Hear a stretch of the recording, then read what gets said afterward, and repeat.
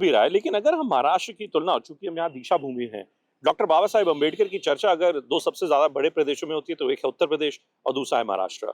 उत्तर प्रदेश में हमने देखा कि how Mayawati, the BSP, has ended up becoming the big legacy holder, the inheritor of Baba Saheb's legacy. In Maharashtra, that battle, I think, has not been settled. There is a Congress in some parts, certainly in this part of Vidarbha. There is the Bharatiya Janata Party, which likes to believe that it also has a support of a certain percentage of Dalit population in other states, in other parts of the state.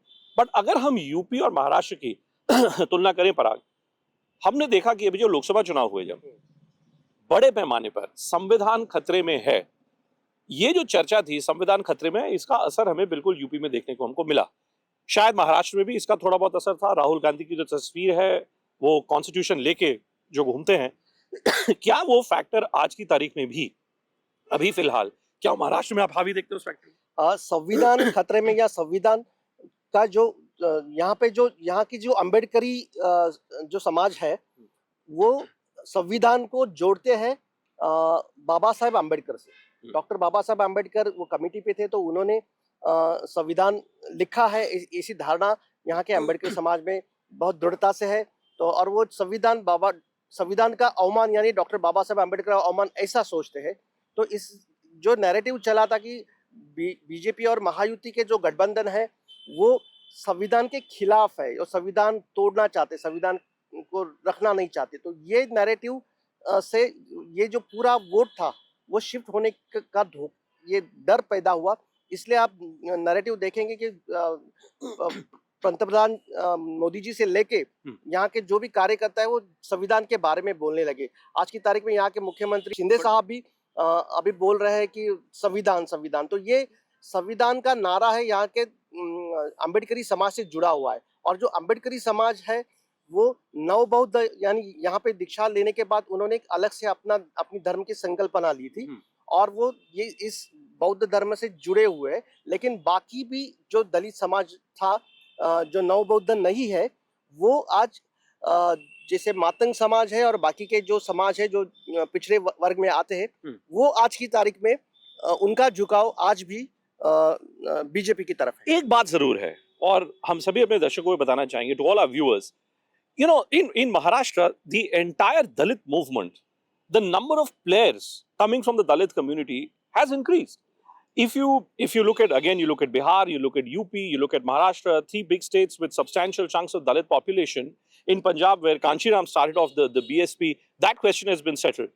But here in Maharashtra, because of the split, इतने बड़े पैमाने पे जो अलग अलग लोग, जो अलग अलग नेता खड़े हो गए हैं, जो दलित समाज का प्रतिनिधित्व कर रहे हैं, इसका खामियाजा कौन भुगतता है? क्योंकि जाहिर है कि कोई एक पार्टी ये नहीं कह सकती इस विधानसभा चुनाव में कि Dalit vote, majority of Dalit vote हमारे साथ है। ये तो संभव नहीं है। तो इसका ज्यादा खामियाजा किसको जाता है कन्हैया?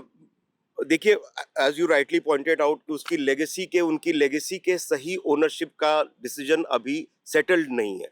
और जब वो सेटल नहीं है तो ऑब्वियसली फिर वो एनमास वोटिंग का जो पैटर्न है वो आपको देखने को नहीं मिलेगा। तो अलग अलग फ्रैक्शंस का अलग एरिया में अलग अलग प्रभाव है। और क्योंकि उनके नेताओं के पर्सनल एस्पिरेशंस हैं तो कहीं वो शरद पवार जी की एनसीपी के साथ हैं, कहीं वो बीजेपी के साथ हैं, कहीं टैक्टफुली वो शिवसेना के साथ हैं। जैसे फॉर एग्जांपल विदर्भा में बाई एंड लार्ज बाईपोलर लड़ाई है कांग्रेस और बीजेपी के बीच में। उसमें एक डिसाइसिव चंक 10-12% का जो दलित वोट बैंक है वो पहले भी प्ले करता रहा है, अभी भी प्ले करेगा। इस बार हमारा जो अंडरकरेंट जो दिख रहा है उसमें वो चाहे वो आपने कॉन्स्टिट्यूशन वाली बात कही, जो लोकसभा में जिसका आपने आउटकम देखा कि यहाँ से एक तरह से कांग्रेस का रिसर्जेंस हो गया एक तरह से, और that was primarily because of the consolidation. कुछ ऐसा हो रहा है क्या?